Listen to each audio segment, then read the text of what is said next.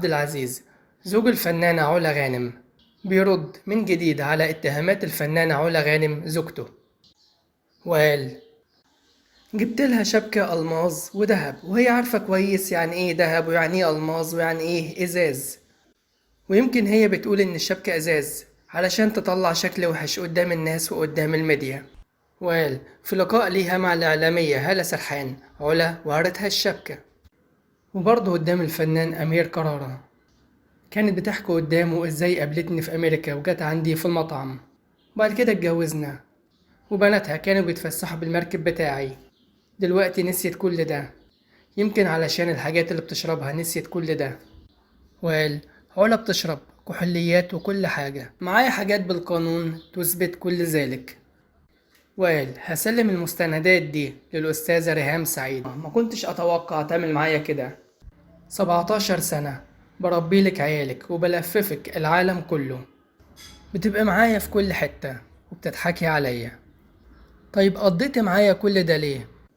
وكمل كلامه وقال: تخيل كده واحدة تكون معاك 17 سنة وبتقولك بحبك وإنك آخر بختها، وتطلع في الآخر على السوشيال ميديا وتقول إنها ما كانتش بتحبني.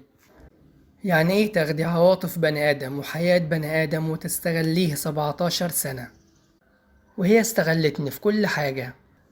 إني أوديها أمريكا مش ده استغلال؟ إني أديها الإقامة مش ده استغلال؟ واديت أولادها باسبور أمريكاني مش ده استغلال؟ إني أعمل لها بيزنس في أمريكا مش ده استغلال؟ وبيوت وكريدت في أمريكا وعيالها يخلصوا دراسة من أحسن جامعات في العالم. هي كانت هتعرف تعمل بيزنس في أمريكا لو أنا ما كنتش موجود معاها؟ كل الحاجات دي اتعملت لها وكانت سهلة بالنسبة لها بسبب وجودي في حياتها. ولو أنا مش موجود في حياة علا هنا في مصر، البيت ده إزاي كان هيبقى موجود؟ علا كانت حياتها شقة في المعادي هي ووالدتها، أوضتين وصالة. دي كانت حياة علا.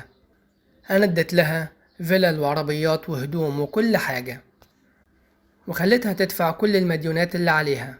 وعن رده باتهامها ليه إن هو شخص نصاب قال: ده أنا المفروض اللي أقول إنه اتنصب عليا 17 سنة، وإنت حيلتك إيه علشان أنصب عليكي؟ وكان كل دخلك في 2011 35 ألف جنيه، وأنا كان عندي فيلا تانية في جمعية أحمد عرابي وبعتها، وكانت بتاعتي أنا لوحدي وكنت عايش فيها أنا وهي. ودي أكبر غلطة عملتها في حياتي لما بعت الفيلا دي. بعت فيلة الملايين وجيت حطيتها في الفيلا دي. وكان عندي فيلا تانية ضغطت عليا علا وبعتها برضو، وكانت في العين السخنة علشان أعمل حمام السباحة اللي ورايا في الفيلا دي. وعلا عرفت تضحك عليا كويس جدا، مثلت عليا الدور حلو، عملت مسلسل طويل شوية بس نجحت فيه وعرفت تستغلني. وهي لو كانت تعرف ان لسه معايا فلوس ما كانتش عملت كل ده. وكويس انها ما تعرفش اللي عندي ايه. واضاف وقال: علا ممثلة وتقدر تعيط في ثانية وتقدر تضحك في ثانية تانية، علشان كده صعب جدا تعرف علا. وعن ادعائها ان هي بتصرف عليه قال: هي كذابة طبعا، وانا كتبت حاجات اللي في امريكا باسمها علشان كان عندي مشكلة مع الضرايب، وهي استغلت الفرصة دي كويس جدا معايا في امريكا. بس انا خلاص خلصت كل اموري مع الضرايب وخلصت مشاكلي. وعن رده بانه مستفيد من علا غانم قال: انا عمري ما استفدت من علا حاجة، عمرها ما عملت لي حاجة.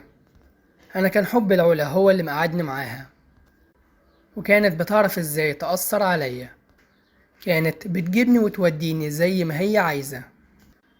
بس طبعا ده خلاص انتهى. وحاولت اطلقها في امريكا، ولما عرفت اني قدمت الورق رجعت وقالت خلاص ومفيش مشاكل وصالحتني. وبرضه رد وقال على اتهامه بانه اخد منها فلوس علشان خاطر يطلقها في هدوء، وقال: مفيش حاجة اسمها تعرض عليك. يعني ايه عرضت عليا؟ $80,000 ايه اللي بتقول هتديها؟ كان في بيزنس بيني وبينها اتباع $450,000، وبيزنس تاني اتباع $250,000. ليه تديني 80,000 واسيبلك ده كله؟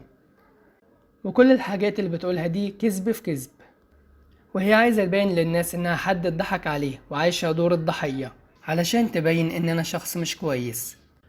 بس انا بقالي 40 سنة ناجح في امريكا، وكل أولادي وكل إخواتي زيي مليونيرات، وأنا مش عايز علا غانم خالص تاني في حياتي، واليوم اللي هخلص فيه منها هيكون أسعد يوم في حياتي. علا انتهت من حياتي نهائي. ويا ريت ريهام عبد الغفور تطلع وتقول اللي حصل في لاس فيجاس، لأنها هي حضرت كل حاجة في أمريكا. والأستاذة تيسير فهمي تقدر تطلع تقول من هو عزيز،